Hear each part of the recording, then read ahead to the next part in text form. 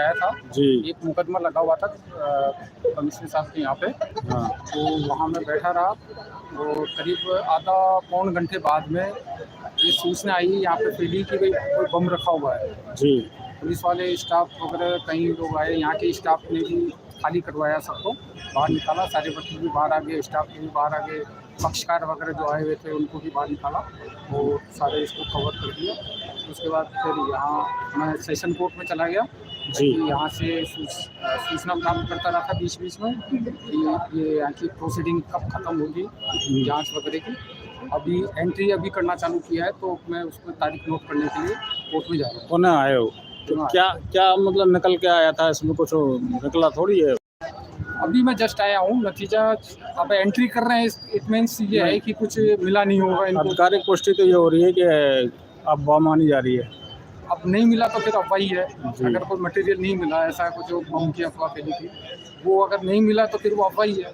आप इस बारे में क्या कहना चाहोगे? इस तरह की घटनाएं बार बार और कभी कभी देखने को मिलती? कुछ लोगों की ऐसी मानसिकता होती है कि एक मैं मानसिक बीमारी बताऊंगा, ऐसे लोग जो ऐसी हरकतें करके फ़ोन करते हैं, उनसे उनको क्या मिल जाएगा? पूरी व्यवस्था कितना व्यवस्था लग जाती है इससे, छोटी से झूठ बोलने में पूरा जाब्ता लग गया, पूरे क्रम। हम जैसे पक्षकार वगैरह वो सब अफेक्ट हो रहे हैं। वो भी कभी पकड़ा जाएगा तो एक मुलजिम की तरह यहाँ कोर्ट में पेश होगा, वो हमारे पास जैसे किसी वकील साहब के पास ही आएगा जी। अब कॉन्स्टिट्यूशन में ये है कि उनको सबको अधिकार मिला हुआ है, तो हम तो उनको पक्षकार अपना उनकी तरफ से पक्ष रखना ही पड़ेगा हमें तो। तो ऐसे लोगों के लिए कोई कड़ा कानून या किसी तरीके का कड़ा कानून ऐसा होना चाहिए कि उनकी देखा जाए तो फिर जमानत नहीं होनी चाहिए। हम तो की लगाते हैं जमानत, क्योंकि एक छोटी का सी पार्ट है, पर उनको जमानत नहीं होनी चाहिए। क्योंकि आप समझ रहे हो एक छोटी सी अफवाह की वजह से कितनी अव्यवस्था हुई है। अव्यवस्था हो रही है, जाब्ता लग रहा है, कर्मचारी इतने लग रहे हैं, हमारे काम अफेक्ट हो रहे हैं, देश का ही एक तरह से आर्थिक नुकसान उठ रहा है। वो जो कर्मचारियों को जो खर्चा करना पड़ रहा है, पेट्रोल का लग रहा है, उनकी तनख्वाह पे भी लग रहा है, वो ड्यूटी अपनी कहीं और निभाते, वो यहाँ निभानी पड़ रही है, अननेसेसरी की यहाँ पे निभानी पड़ रही है।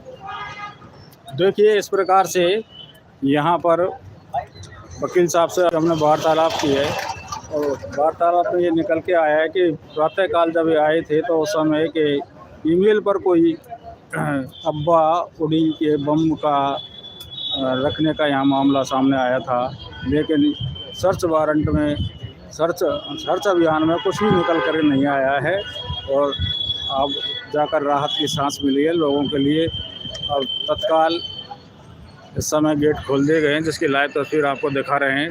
आप देख सकते हैं किस प्रकार से यहाँ पर पूरा गेट खोल दिया गया है। और कुछ कहना चाहोगे सर?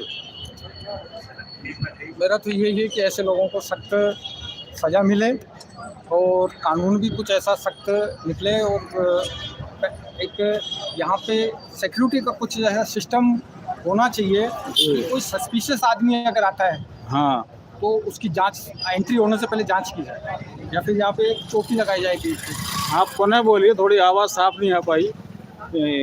क्या मांग है आपकी कि किस प्रकार से होना चाहिए? एक पुलिस चौकी लगाना चाहिए और सस्पिशियस अगर कोई आदमी दिखता है जी तो उसकी जांच होने के बाद ही एंट्री करवानी चाहिए। शुभ नाम क्या है सर आपका? मेरा Suresh Narayani, advocate. Thank you.